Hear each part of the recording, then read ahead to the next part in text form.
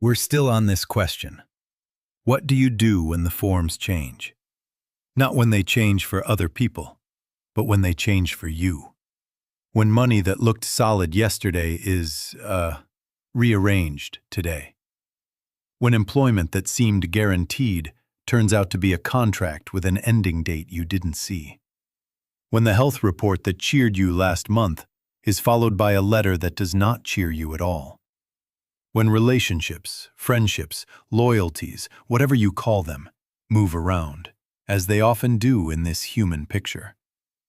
When reputation, that fragile blossom, gets a frost because of a rumor or a headline, or because somebody pressed a button on a device.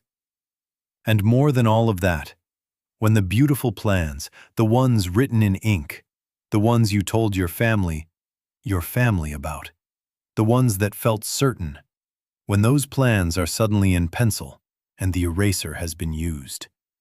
Now what? Must you be afraid because forms change? Certainly not. Must you pretend they do not change? Certainly not. We are not children here. We are not closing our eyes to the movement of the waves. We are opening our eyes to see the ocean. It makes no difference if the presence is with you. Do you hear that? The difference you think the change makes is only in the form. It has never been in your life because your life was never the form. Your safety was never in your bank account, nor in your employer's good mood, nor in the smile of a physician, nor in the approval of friends.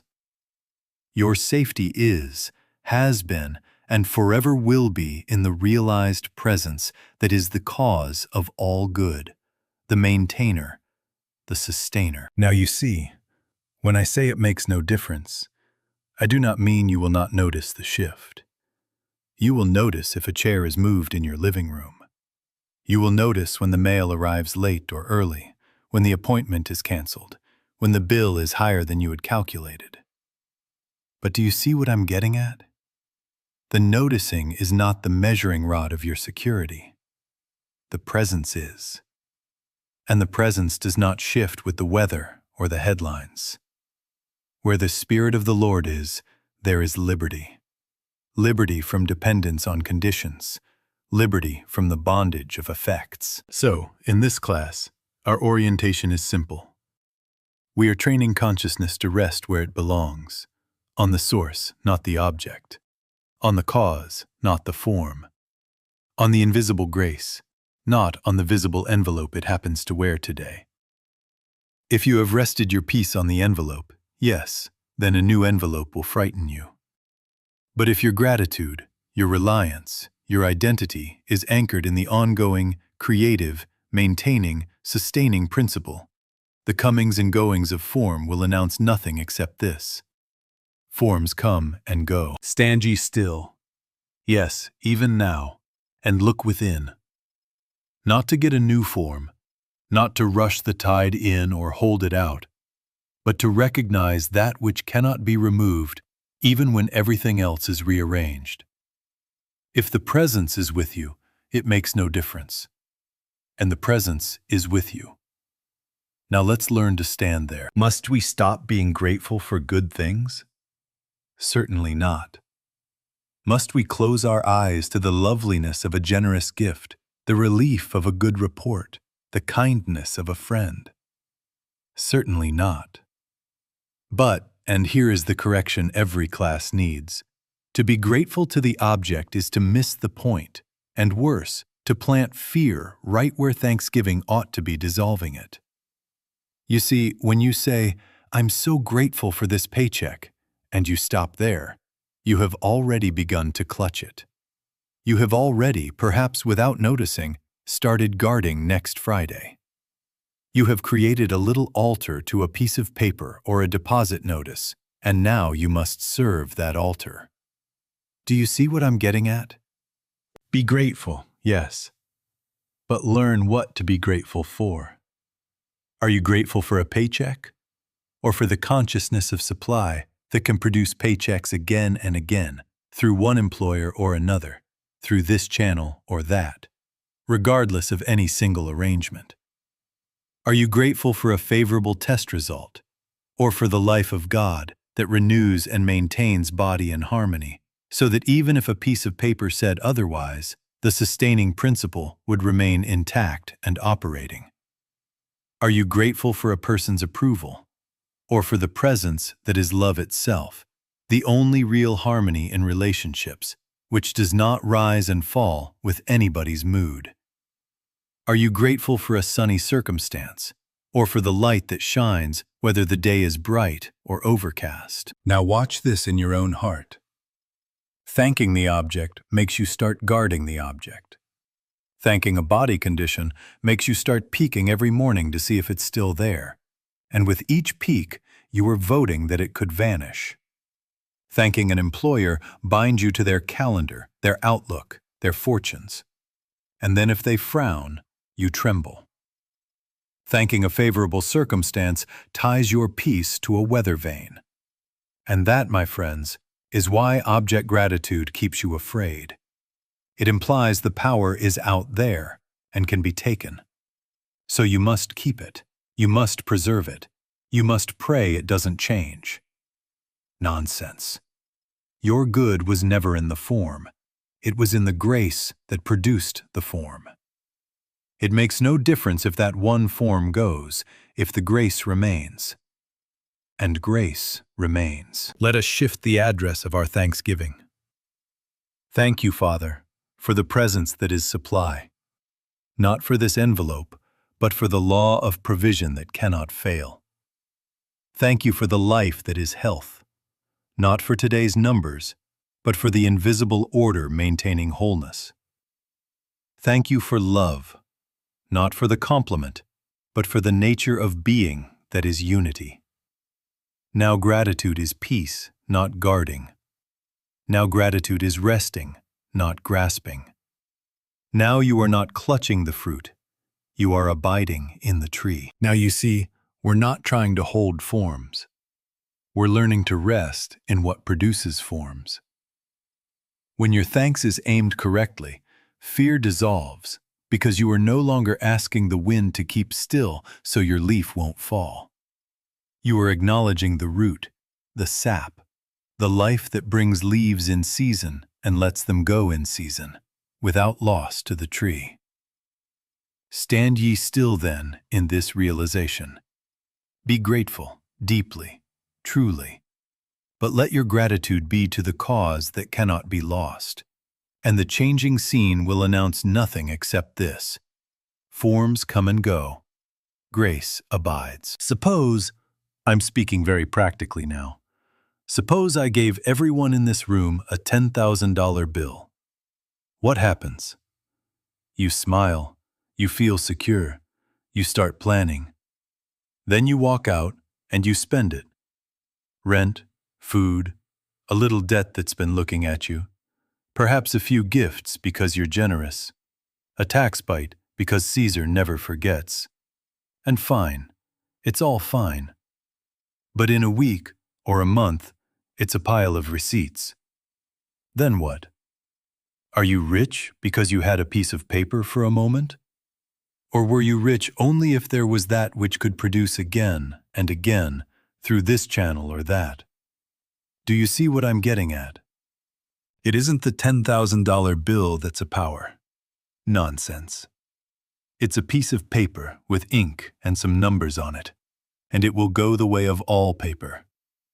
The power, if we may use the word at all in spiritual terms, is the presence, the grace, the invisible ability that manifests as supply when and where needed.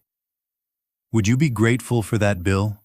Or for the capacity to bring bills into expression, here, there, through unexpected avenues, as often as life requires? Now you see, if your gratitude is for the bill, you must guard the bill. You must fear its last dollar. But if your gratitude rests in the cause, the fear of last vanishes, because in God there is no last. There is only the maintaining, sustaining principle being itself. Take another picture. more homely, but it will speak to you. A child receives a toy, loves it, names it, sleeps with it, and parades it for everyone to applaud.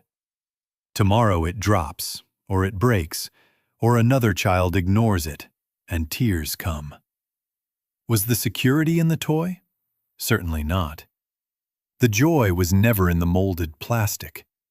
It was in the life that imagines and plays, in the love of the parent whose presence and care remains when the toy is in pieces. The toy was a form. It could be lost, could be mended, could be replaced.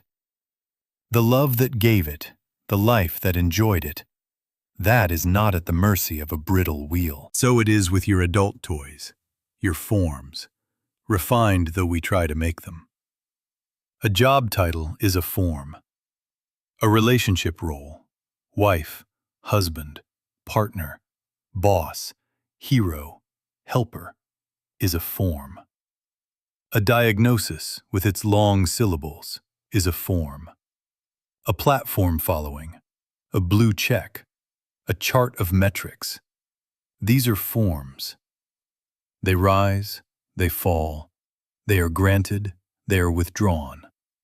They are praised, they are forgotten.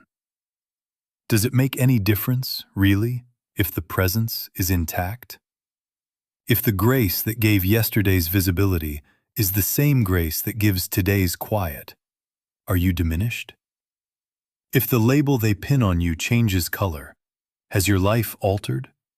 Or only the ribbon on the package? Now, watch the temptation here. The human tendency is to scramble, to fix the bill, to glue the toy, to polish the title, to argue with the diagnosis, to beg the algorithm for a little mercy. And under all that fussing lies one fear, that the form was the power. It makes no difference what the form does if you are resting in the source. Stand ye still, not passive but poised, not inert but unafraid. Let the bill be spent and replaced as bills always are. Let the toy break and the next form appear in season. Let titles shuffle as organizations shuffle. Let numbers climb and drift. The cause remains. The grace remains. And where the cause is realized, the appearance will take care of itself, in its right way, at its right time, for its right purpose. So in this class, take this illustration with you. When something in your hand seems to vanish, do not clutch air and call it loss. Turn within to the one that produced it before and will produce what is needed now. Whisper, if you must, there in your own heart. It isn't the bill, it is the presence. It isn't the toy, it is the love. It isn't the label, it is the life. And then ask yourself, quietly, honestly, does it make any difference, really, if the presence is intact? You will find your answer where fear cannot follow. And because forms like to prove their unreliability just when we clutch them hardest, let me give you a modern disruption proof. There was a day, not a legend, not hearsay, when whole bags of mail were dumped into the ocean. Letters with your handwriting on them, appeals, thank yous, testimonies, questions, all of it, into the water. And there I was, waiting for a certain envelope because someone had said, I have written, and it never came. Others of you have told me, I sent it twice, and twice it vanished. Do you see the picture? The world was proving, as it always will, that it cannot guarantee anything. And it isn't just paper bags and salt water. Today a server blinks, and an entire month of email is temporarily unavailable. A text message travels to a number that looks like yours and isn't. A direct deposit lands in a review queue. A portal accepts your application and forgets to save it. A hospital's system updates and your referral is nowhere. A bank freezes a transfer for your security and you can't buy milk. Try to get a human on a line, and you are serenaded by music until the battery quits. Now, be honest. What rises? Disappointment, yes. A kind of panic. A sudden chill that you are not seen, not heard, not attended. You begin to pace the floor of your mind. What if the answer is in that letter? What if the money is in that check? What if the approval is in that message? And the heart sinks because you have made a channel your deity. Now you see, this is the lesson, and the world will keep teaching it until we learn it. Supply and grace do not travel through human channels. Channels are conveniences. They are never sources. The postal service, the bank, the physician's portal, the manager's voicemail. Conveniences. Would you put your life on a conveyor belt? Nonsense. The life of God is the maintaining and sustaining principle, and it does not queue. It does not drop packets. It does not wait for business hours. The letter can be lost, the check delayed, the call never returned, and yet the divine activity that answers need is not delayed. It makes no difference what the channel does if your consciousness is with the cause. I have lived long enough to know this by more than theory. Letters of request have failed to arrive, and yet the healing was reported the following week. It lifted on Tuesday afternoon. The very hour we were sitting in stillness, before any paper moved through any system. The grace of God went before us to make the crooked places straight. Do you see what I'm getting at? The evidence came by one route while the envelope took a bath. So it is. When the channel fails, it only proves it was never your source. So we stop measuring God by the mail, by the bank, by the report, by the person. We stop saying, I will believe when the tracking number updates. And we begin saying, thank you, Father, that your activity is present, whether or not any bell rings. Stand ye still. This is not passivity, it is sanity. We are not going to war with postal clerks or algorithms. The battle is not yours, but God's. Sit down quietly and recognize. The presence that fed you yesterday is here. The wisdom that guides is here. The love that unites is here. Let the channel be what it is, a convenience, and let the source be what it is, the all. And then watch as the answer finds you by the path that is open today, or opens the path that was never there before. It makes no difference if the ocean swallowed the mail. Grace abides, and grace arrives. Now when the alarm sounds, when the phone flashes, the body twinges, the banker says, hold, the headline shouts, what then? The impulse is to spring to the barricades, to argue with the picture, to push back, to make 1,000 calls, to recruit allies, to rehearse speeches. And there, right there, you hand the appearance your life. Stand ye still, the prophet says. The battle is not yours, but God's. Do you see what I'm getting at? Non-resistance is not passivity. It is refusing to grant power to appearances. It is the discipline of declining to make a god of a condition by fighting it. Must we let evil go unchecked? Certainly not. But understand the nature of evil in this work. It has no life of its own. It borrows life from your attention, from your fear, from your rehearsals and your arguments. Evil, lack, disease, hatred. These destroy themselves unless you take up arms and keep them alive with your interest. Take up arms, and be assured of this: it's stronger than you are on that battleground. Refuse the battleground, and it withers for lack of your breath. Now you see, fighting the disturbance grants it reality. Resisting it mentally I won't think it. I won't fear it. I won't look at it. That is still giving it a starring role on your stage. You have merely changed the script from praise to protest. Nonsense. Our way is simpler, and it is surer. Be still, and know that I am God. Stand ye still. The battle is not mine. The only activity is God's activity. It makes no difference what the appearance says, if you can remain in the presence. So here is the practice, very practical. When the fear surge comes, do not wrestle. Sit down. Yes, physically if you can. Feel the body want to lunge for the phone, to search symptoms, to check balances, to text 3 friends. Let that impulse rise and pass. It will pass if you don't ride it. Close the lips. Let the breath be natural. Wait for the inner quiet, not a forced blankness, but a softening, a release, as if a hand unclenched. In that stillness, acknowledge, Father, here where I am, thou art. The presence of God is the only presence. The activity of God is the only activity. The battle is not mine. Do you see? No pleading, no persuading, no fixing. Recognition. From that recognition, if an action presents itself, make a call, send a note, take a pill, take a walk.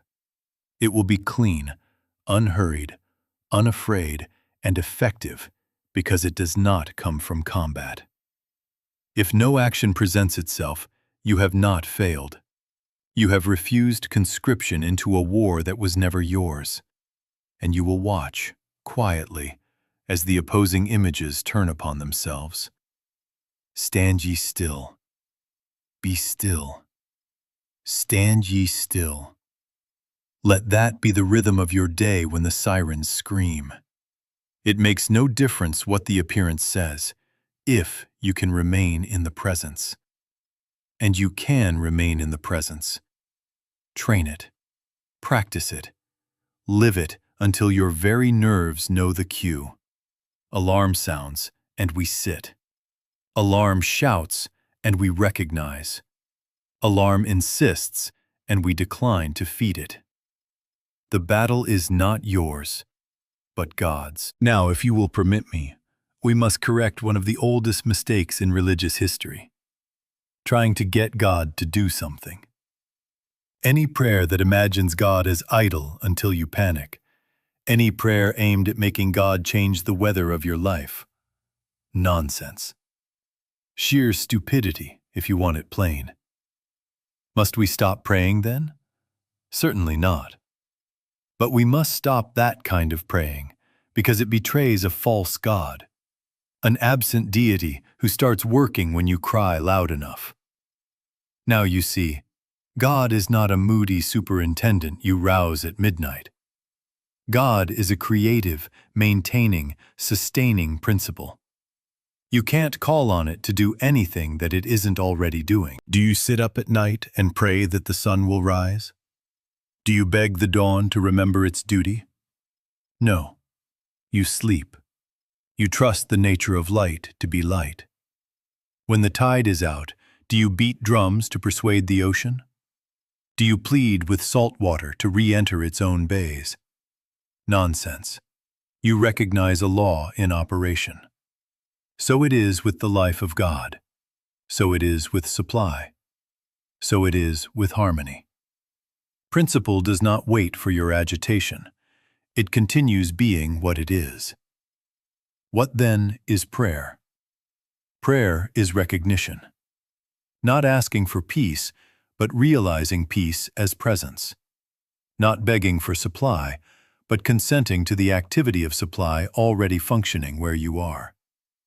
Not trying to get God to heal a body, but acknowledging that life is the very substance of body and is now maintaining order. Be still and know that I am God. Not be noisy and convince me to become God for 5 minutes. Do you see what I'm getting at? When you pray rightly, you are not introducing God to your problem. You are introducing your mind to God. You are not setting spirit in motion. You are letting thought become still enough to notice motion already divine. The room quiets. The breath softens. And you say within, Father, here where I am, thou art. The presence of God is the only presence. The activity of God is the only activity. And then, this is important, you cease the bargaining. You stop outlining forms. You do not say, do it this way, by Friday, through that person. You stand ye still. The battle is not yours, but God's. Recognition is your part. Manifestation is not your department. Now you see why it makes no difference what changes outside. Because the principle doesn't stop being principle when a paper changes numbers, when a body offers a sensation, when a person alters their mood. The sun does not forget to rise because a curtain is drawn. The tide does not halt because a child builds a sandcastle. Appearances are curtains and sandcastles. Prayer pulls no levers on the sun, it opens the curtain. Prayer commands no oceans. It steps aside and lets the sea be sea. In other words, prayer restores you to sanity, to poise, to the one place where you can feel what is always true. God being God. So let us pray as recognition. Sit, be still, and know. Consent to what is. Whisper, if you like, I rest in the maintaining and sustaining principle. And from that recognition will flow whatever form is proper to the hour. An idea, a call, a silence, without fear and without persuasion, because God was never waiting to be talked into himself. Now let me take you a step further, because a question rises right here. If God is the all, if God fills all space, why does the world so often look untouched? Why, if the sun is shining, is this room still dark? You know the answer. Because the shades are drawn. God fills all space, but it certainly isn't doing much for the world, except as it finds expression through an individual consciousness that is transparent to it. There has to be a you. Do you see what I'm getting at? Not a you that does something mighty, but a you that ceases doing long enough for grace to be grace where you are. Think of our lineage. There had to be a Moses to hear, "Stand ye still," and lead a people, not because Moses was a marvelous human strategist, but because he became sufficiently transparent to a word not his own. There had to be an Isaiah to see a universe of peace and announce, "Strangers shall stand and feed your flocks." No struggle in there, because he yielded to the vision already present. There had to be a Jesus to say, "I can of mine own self do nothing," and then let the Father do the works. There had to be a John, a Peter, a Paul. There had to be an individual through whom principle was realized, so that what is eternally true could become temporally evident. Now you see, it is never personal greatness. It is availability. Humility plus receptivity. Not because they humanly deserved it, no one earns God, but because they stopped presenting themselves as authors and allowed themselves to be instruments. So then, what is asked of you? Not to become remarkable, to become transparent. Not to accumulate spiritual props, to relinquish outlines. Not to add mental warfare to your day, to disarm within. Sit down quietly. Yes, again. Let the jaw unhook, the shoulders soften. Refuse the rehearsals, how you will explain, defend, or arrange. Refuse the bargaining. By Friday, through that person, in this form. Nonsense. That is the old religion of getting God to do something. Instead, open the inner window. Father, here where I am, thou art.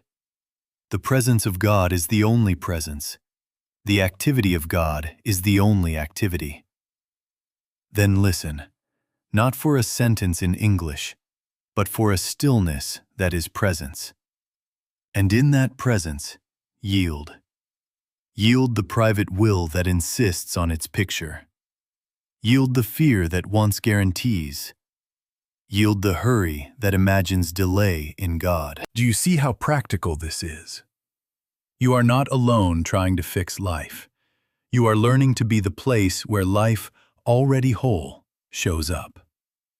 Like a lamp that plugs into a live circuit, you do not manufacture light. You consent to let it flow. It makes no difference what the room looked like 1 minute ago if the switch is thrown now. It makes no difference what forms have slipped or headlines shout if consciousness rests, really rests, in the source rather than the object. Then and only then will the appropriate forms appear. An idea, a door opened, a closed door accepted without loss, a word to speak, a silence to keep. There has to be a you, because principle, to be practical, must be realized. But mark this well, the you required is the one that can say in honesty, not I, but the Father within me. Treat that as sacred. Stand ye still in it.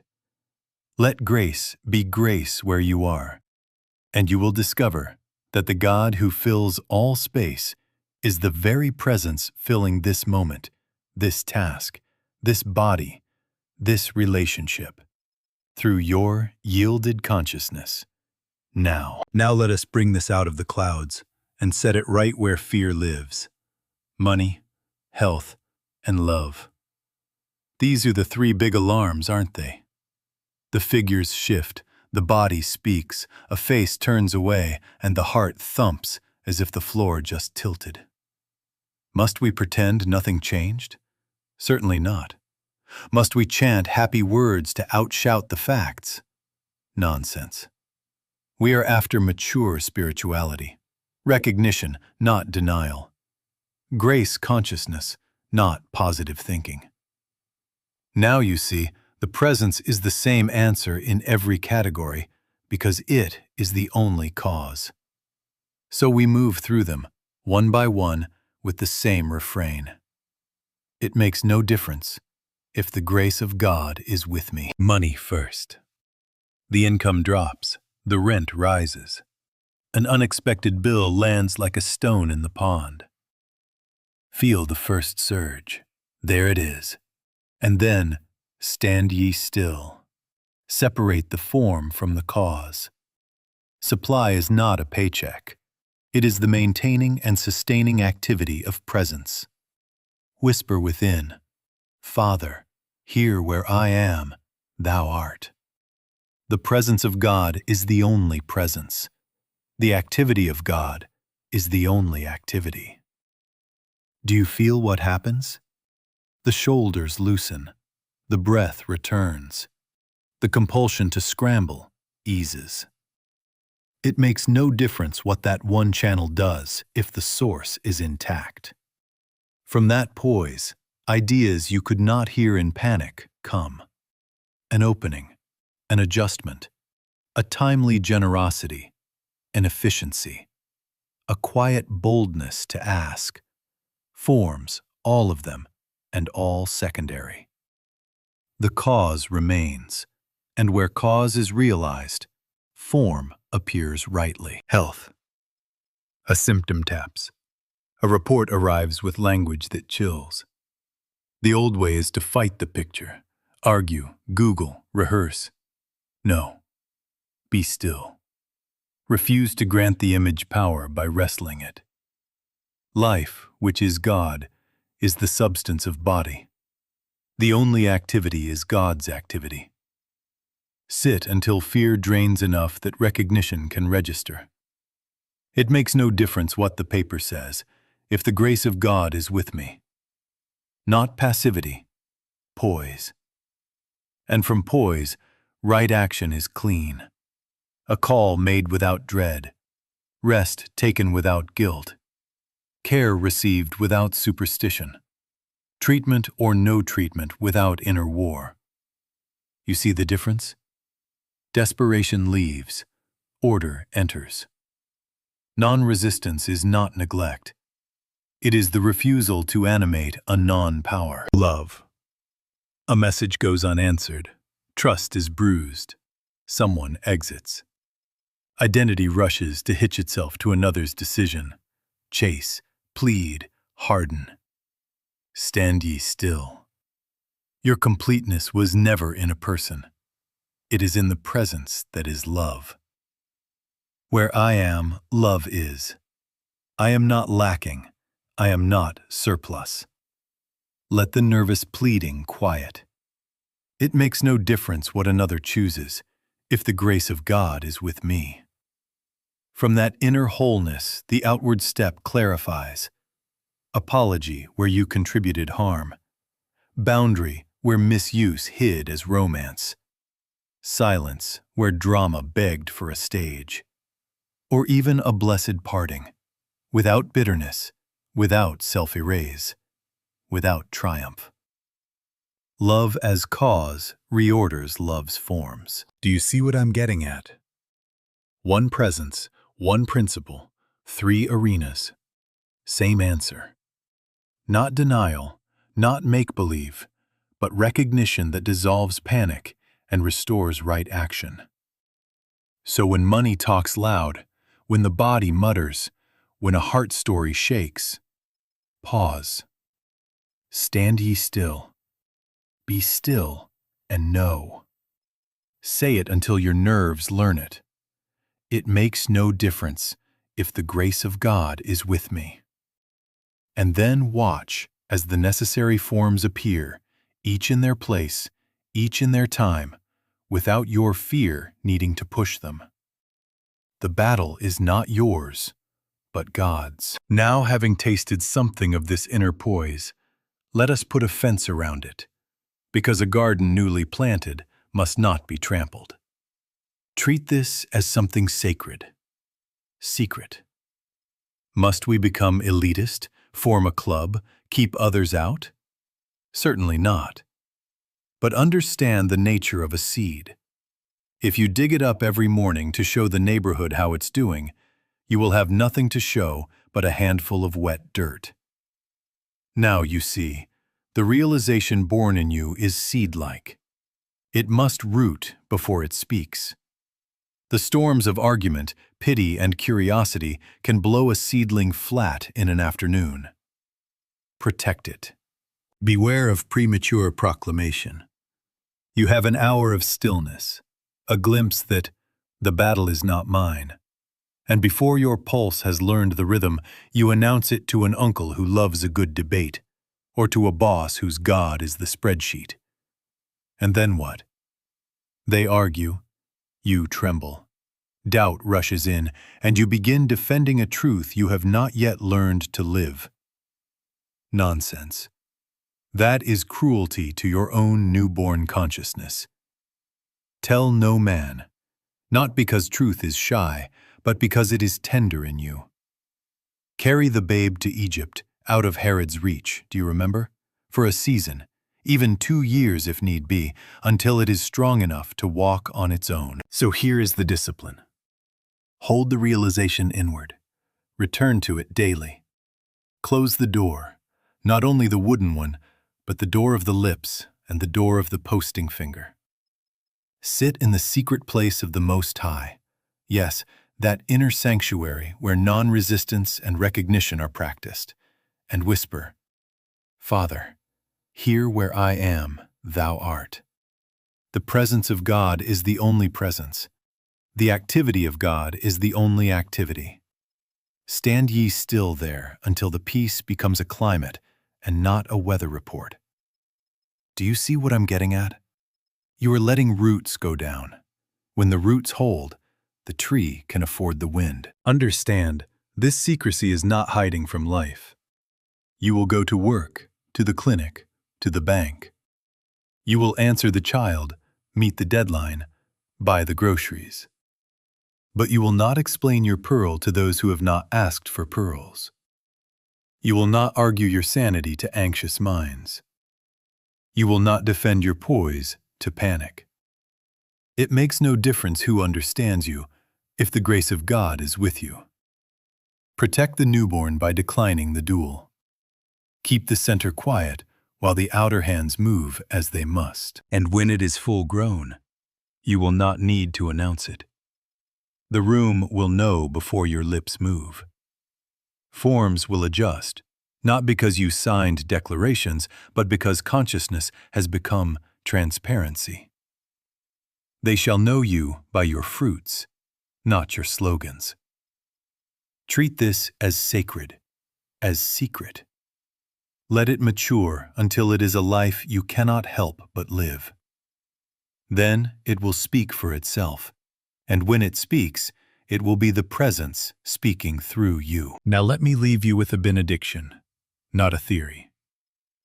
There is a word in you, capitalized always, that has waited while we spoke of channels and forms and quiet practices. It is the simplest word in any language, and yet it is the holy of holies when understood. 1. Not the personal I that boasts or fears or calculates its chances, but the I that was before forms, that remains when forms pass. That is the activity of God as your very being. Do you see what I'm getting at? You do not become this presence, certainly not. You awaken to this presence as the ground of your existence. You do not climb to it. You consent to discover that it is here, the life of you. When that dawning takes place, very gently at first, you find yourself saying within, not to get something, but as recognition, I am. And then the ancient chorus begins to speak itself through you. I am the bread. So supply is not a loaf on a shelf, but the substance of life already within. I am the water. So thirst is answered from a well that cannot be drained.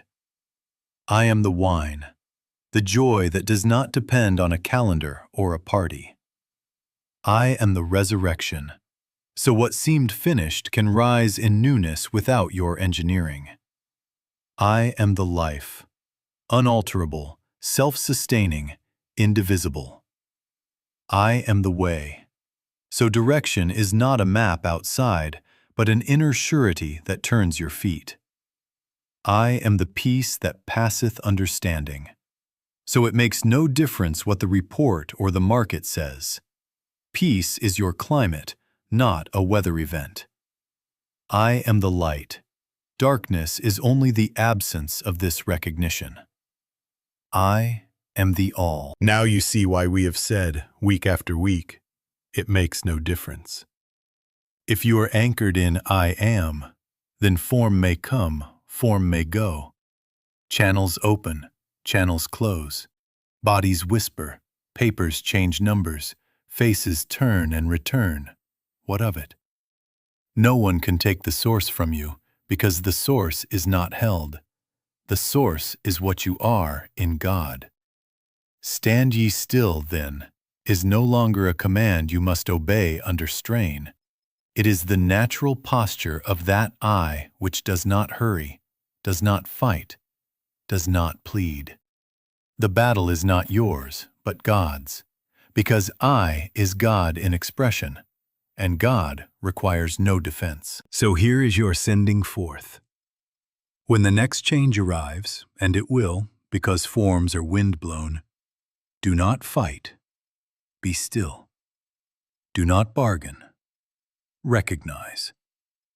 Let the breath soften, let the shoulders unhook, let the inner word take its throne. I am. Whisper it as acknowledgement, not magic. I am the bread. I am the water. I am the wine. I am the resurrection. I am the life. I am the way. I am the peace that passeth understanding. Then go about your ordinary task with extraordinary quiet. If an action rises, do it. If none rises, rest. Treat this as sacred, still secret, until it lives you more than you live it. And when you forget, begin again, because beginning again is still, I am beginning. I send you back to your homes, your clinics, your banks, your kitchens, with this word sealed within. It makes no difference what changes if you are resting in the changeless. I am.